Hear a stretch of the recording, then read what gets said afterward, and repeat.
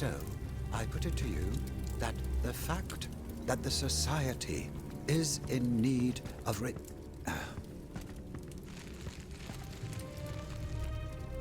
Monsieur de Mirabeau.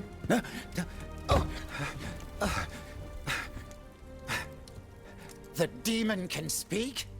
Speak, then! Has my time come? I do not know. My life is in your hands. It's not worth much. Do what you will with it. I seek Monsieur de Vaucanson.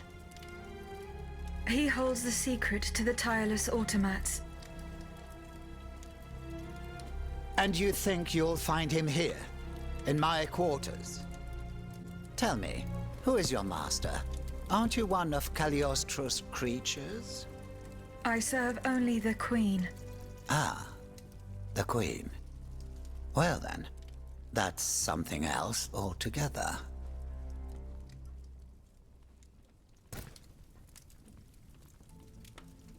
I found this message in Monsieur de Vaucanson's carriage. He didn't receive it.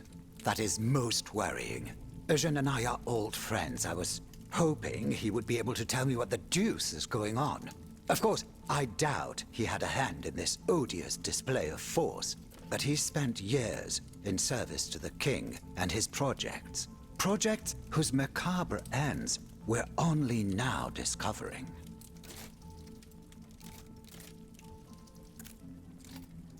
Where could Monsieur de Vaucanson have gone? How should I know? The situation is dire out there. Everyone is taking shelter wherever they can. Let me think. I know that he and Monsieur Bailly, the astronomer, are close. Perhaps Monsieur Bailly knows more? Where can he be found? He must have taken refuge in his observatory at the Louvre. Otherwise, I doubt he is still alive. He and his associate Lavoisier, the astronomer and the chemist, they were once the pride of the court, but have fallen out of favor. Too close to the common people, it would seem. It's as if only Vaucanson managed to stay in the king's good graces. Sic transit gloria mundi.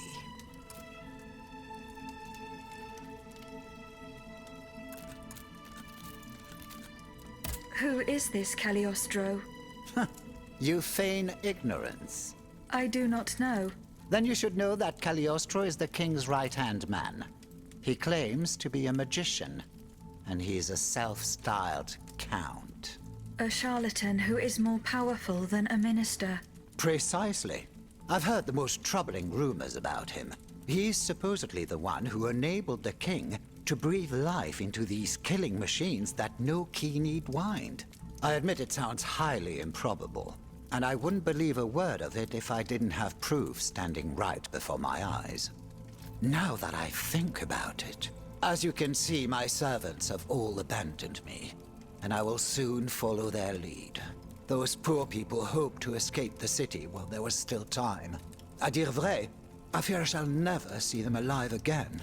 Before she left, the housekeeper gave me this key. It opens the gate that leads to the Louvre, if you are foolhardy enough to attempt it. I found a note written by Eugène de Vaucanson. He mentions the death of the Dauphin at Meudon. What happened that night? How should I know? The child passed away at Meudon. I was in Versailles.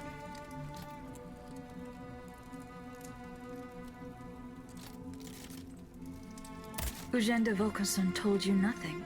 The only thing he was willing to tell me was that something terrible had happened, and that the circumstances leading to the Dauphin's death were not exactly as described.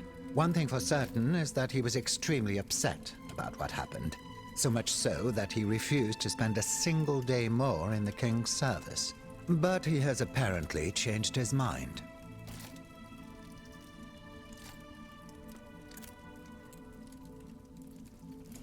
Besides the king and Monsieur de Vaucanson, who else witnessed these events? Well, if they followed protocol, Monsieur Lemonnier, the first physician to the king, he must have performed the autopsy on the child. Where can I find him? He lives in Versailles, near the chateau. But he has a practice here in Paris, on Rue Saint-Thomas d'Enfer. in the Quartier Saint-André-des-Arts.